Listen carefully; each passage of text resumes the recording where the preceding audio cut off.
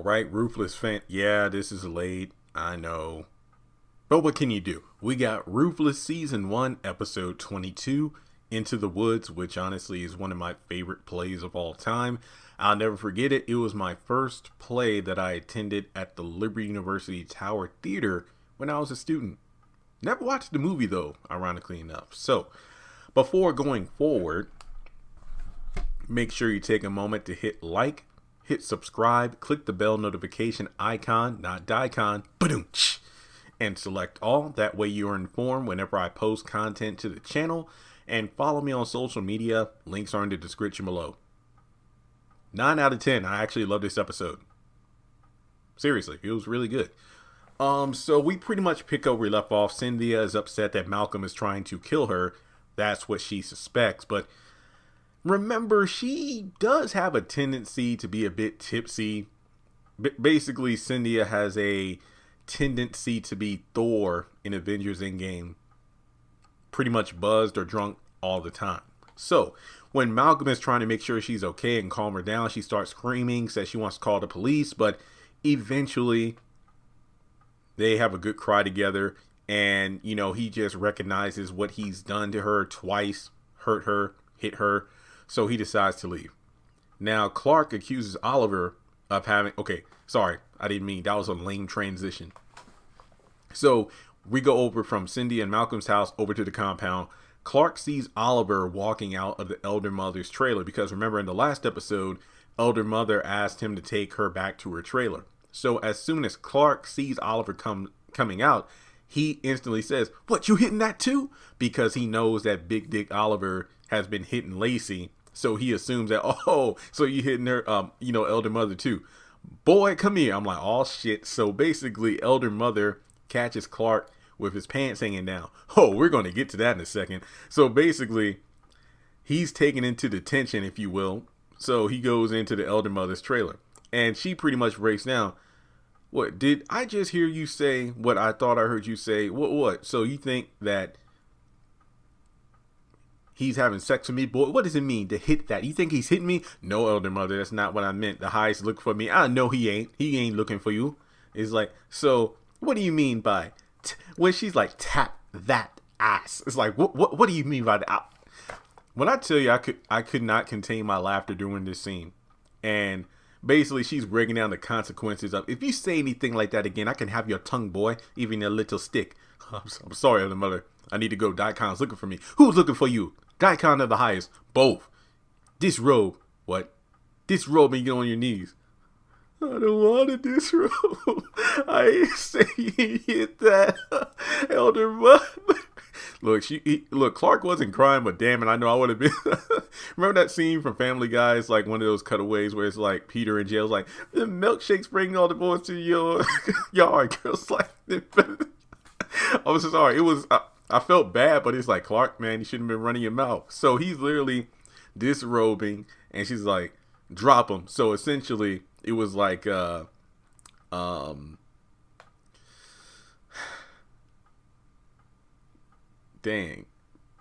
what was his name from Martin? Tommy. It was like, got the draws. He's like, drop him. If she would have said, drop the draws, I would have lost it completely. And basically, he's forced to get on his knees. So we go over to Zane, who's actually requesting Ruth and Tally to cover for her because she knows that Paula is going to be worked to death because she's still not feeling well. So, hey, I'm going to go help her with chores. Please take over for me. And Ruth is like, fine, you know what? I gave her something. She should be better. But no, she's not.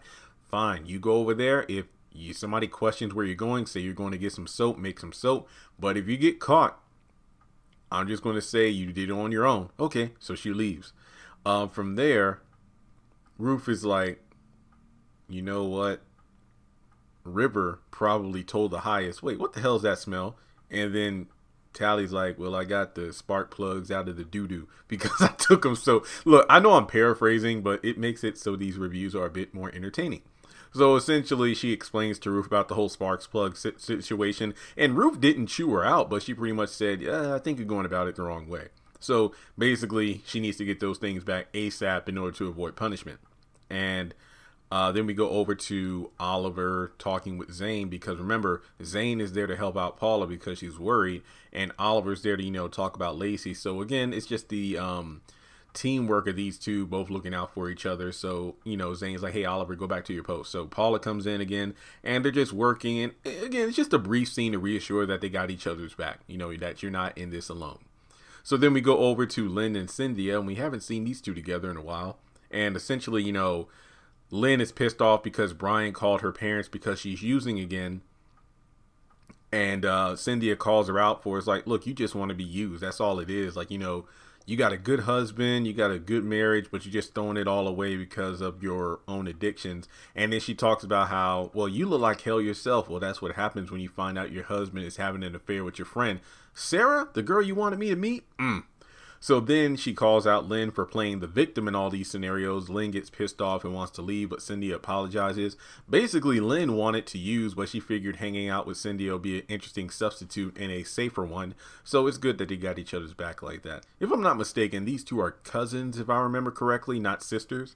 So instead of, Cynthia drinking and Lynn using drugs, they're just going to substitute it with ice cream and cookies to relax. And honestly, I can go for both of those, but it's 3 a.m. and I know I shouldn't. All right, so we go over to the compound again, and Yancey is given the spark plugs from Tally. And he's a bit short of her. It's like, you don't do anything like this again. Okay, I'm sorry. And basically, long story short, hey, I'm the locksmith around here, and I got keys. Also, come to find out, he has kids as well who are being taken care of by the Raku, so it doesn't look like he is just some average Joe who comes in to fix things up and leaves. He actually believes in the Raku as well. But basically, there's going to be some bartering going on, like between the Indians and the white men. You give me sex. He didn't outright say it, but he implied it, and Tally's like, well, what do you mean? Basically, hey, I got the keys. You said you want to see your daughter, right? So what I can do is I can arrange it so you can, get the keys to your daughter, but it's going to cost you. What are you saying? You're asking too many questions. Look, I'm out here every day from sun up to sundown. If you want to see your daughter, you know where to find me, and you know what you need to do. So then after that, we have a brief scene between Daikon and the Highest. He checks in on the Highest, and the Highest wants to get some sunlight, and essentially, his eyes aren't looking to, basically look like he hung over or something. So he gets some shades, and he goes outside with Daikon. After that, we got, oh man, we go over to the Elder Mother's trailer, and Clark can't get it up. And Elder Mother's just, chastising him about that. So then we go over to Tally telling Ruth everything that happened with Yancey and the fact that, hey, you know what? This whole arrangement with the locksmith could be better than you dealing with Daikon because, again, Yancey is the locksmith. So we can utilize that angle. He wants sex for the keys to get our kids and get the hell out of here. And apparently, she doesn't want to have sex with him. And Rufus is like, look, I fake it all the time. Pretend like you give him a hit with your mouth, but you're doing it with your hand. Men are stupid. They don't know. And now I'm thinking about that damn whip scene again. So basically, Tally's like, well, I can give him something from the kitchen to make him high. I don't know. But then she's like, well, what if Andrew, if he gets jealous? Rufus is like, who gives a damn about Andrew? You need to calm down. So, So honestly, you could tell, again, Tally is Ruth ain't having it. She like, look, we trying to get the hell up out of here. So we got to do what we got to do. Sorry, I'm trying to flip the page here, but it's not going. So Ruth is like, wait. Locksmith, that means he must have car keys too. So they are literally, what I'm liking about these episodes now, it really feels like instead of just going around in circles, we're getting more added to the story in terms of how their plans might be enacted. But however, we know what happens to Tally, so things might not go exactly as planned. So then after that, the Highest is sitting out there. Daikon's by his side. This dude with the glasses on looking like Stevie Wonder or something. He got a message and it don't make no damn sense. Basically, instead of this time where the Elder Mother's just eating it up, she's just, Clark, get the hell out of here. Get dressed and get out. Get out. So again, we cut away. I love the moments when we have the Highest giving his speeches, and then we cut away to how all the different Rakadushi members are reacting. Some are like, yeah. Others like, what the hell is he talking about? So essentially, he's talking about how the children are their armor and that they're going to lay down their lives. And it's like, and when that time comes, we will rise again in 3 days. And it's like, wait, what? So he sees the government coming down on them. So it just makes me wonder, like, are these prophecies legit in regards to his own paranoia? Or are these like cover-up stories in order to explain why the kids might be going away? Because Ruth and Tally are speculating, oh my God, what if the children are being sent away on those buses to be killed without knowing that it's a drug run? So it's one of those situations where they are escalating their plans, and that could possibly lead to them blowing up in their faces. So when the highest gets up to leave, River goes up to Daikon and asks how it went, in regards to Daikon seeing the highest after River told that lie about Daikon using Ruth's soap. And, Daikon's still an ass to him, not giving him things. I don't owe you anything. And then River's like, okay, I'm going to see the highest. Don't do that. I'm going to do it anyway. So, he's like, you better not make me an enemy. Yeah, okay, brother, to the Raku. So from there, Clark and Oliver, this is probably my favorite scene of the episode. So I think Clark and Oliver talk to each other briefly after his whole situation with the elder mother, and they both compare how, oh yeah, she was trying to fill up on me too, really, but I couldn't get it up. So they have a very good this was a good scene. I love this. This is probably my favorite part of, well, I don't know, I do like the Ruth and River scenes too, but I like this one because it's definitely a brotherhood amongst these brothers. So basically, after this one more serious note, Oliver asked Clark about the Lacey situation. Clark is like, dude, let it go. Well, what if we go to the highest and we ask get married and everything? Dude, let that go. She ain't yours. So it's like, Oliver is just sprung. I feel like a lot of the men in this show are actually personifications of what Ruth says about men being stupid. Like, if you put it on them once, then you're sprung. I wonder what that's like. So, after that, they have some fun. It's like, fine, hey, Oliver, look, you need to let it go. Well, if you get lonely, I know all you gotta do is turn around and go a few steps up. So basically, they're making all these elder mother jokes. I think my favorite line is, well, hey, Clark, I tried to warn you, she hear everything. Then why the hell are we talking outside of a trailer? It's like, hey, you keep talking, I'll send the elder mother after you. It's like, all right, motherfucker. These two are funny. Okay, so then we go over to Ruth and Daikon in the middle of the woods. Oh, I get it. This episode is called Into the Woods. That's what it means. Anyway, it's like, again, this show's just proven, damn. I guess if a woman does put it on you, I guess it does make you dumb as hell. Unless you ain't got feelings, that is. So essentially, Daikon's like, did you tell anybody about us? What do you mean? The highest? No. But basically, he's like, why? To sum it up, Daikon's wondering why Ruth is giving him the. I think Daikon is like shoot, what is his name? I feel stupid because actually, as an adult, I appreciate the Hunchback of Notre Dame. I don't call it Dame, but Dom. It's such an underrated movie. I didn't appreciate it as a kid, but as an adult, I can actually understand and comprehend the storyline more. What's his name? The dude who was the one who was horny for Esmeralda. I forgot his name. Is it? I gotta look it up. I can't talk about it without knowing his name. The one who sang Hellfire. Essentially, his whole arc was, hey, all gypsies must die because this one gypsy got me sprung. Hang on. I'm Googling on my phone right now. I feel so stupid.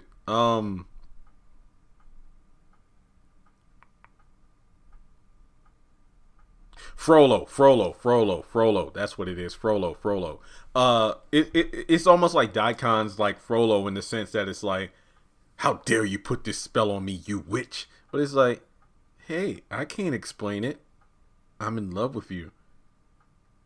Or can you explain why you love this for me? I don't know. But basically he puts it like, hey, we can't see each other no more. Don't call me no more. Don't text me no more. Or we gonna get killed, B. So then he walks away and is like, look, I'm gonna leave. You wait here a little while, then you leave so nobody suspects anything. So as soon as Daikon leaves, River pops up out of nowhere and it's like, what are you doing here? Stop following us. I wasn't following him. I was just saying that, look, you need to stop messing around with the help, and I'm trying to put you in bed with the highest so you can be near a position of power. It's like, I need you to be with the highest because he's clearly unraveling. So also, this spot in the woods here is where people meet up in order to talk about leaving. And I think we both know who these people are. So essentially, Ripper might have a little thing for Roof, who can actually, I ain't gonna lie. Am I a bit submissive? I wouldn't know, but it does seem intriguing. Wait, hang on. That's too much information. Anyway, so basically, River actually gives me vibes from Oscar from the Haves and Have-Nots. Remember when Oscar was trying to convince Candace to help him take down Charles in this election, but then in the next one that follows, she could be first lady? And basically, look, you're trying to make this fast, quick money, but I'm trying to show you how to play the long game in order to be in a position of power and make way more money that's going to stick for a legacy. Because, Oscar is working for hire, basically the current administration. The same could be said about River, because essentially he sees Roof with the highest being the best of both worlds. And I did that theory about the theory video of Roof and the highest getting together, and then Roof actually staying within the Rakadushi, but in order to demolish it from the inside out. So Roof doesn't care what he thinks and, pretty much tells him to buzz off. So we get towards the end of the episode where Clark and Oliver are, standing outside the gate. Lilo comes up and, oh shit, what you doing here? Are we going to do this I ain't going to lie. At this point, I'm surprised Lilo just doesn't drive his car through the gate. I'm going to be completely honest here. So Daikon tells him to come in. Oliver sees Lacey and this dude. Basically, Oliver goes off. He just loses his mind over Lacey the same way Tally does about Andrew. And it looks like she got a bit beaten up. So Clark tells Oliver to calm down, he'll go check on it. Daikon asks what's going on, why is she beat up? Like, hey, you want to really ask that question? So one of the elder mothers comes out to help Lacey and take her away to get her cleaned up. Oliver asks to help and like, boy, what are you doing? Get out here. And Lacey's like, hey, calm down. I'm okay. Go back to your post. Like, fine. Okay. So then the scene ends with Daikon going to look for the highest and he's not there. Probably to report that Lilo had come by. And the highest isn't there. So then we got Roof going into her trailer look for Tally, and the highest is sitting there waiting for her. And that's the end of the episode. I really like this episode. Definitely check it out. And remember, we only got 2 episodes left. The finale is January the 28th. So let's say you don't have BET Plus, but you want to wait until season 1 is over. I'd suggest waiting until the final week of January. That way, when the entire season is available to binge, there's your opportunity. Well, actually, no, here's what you could really do.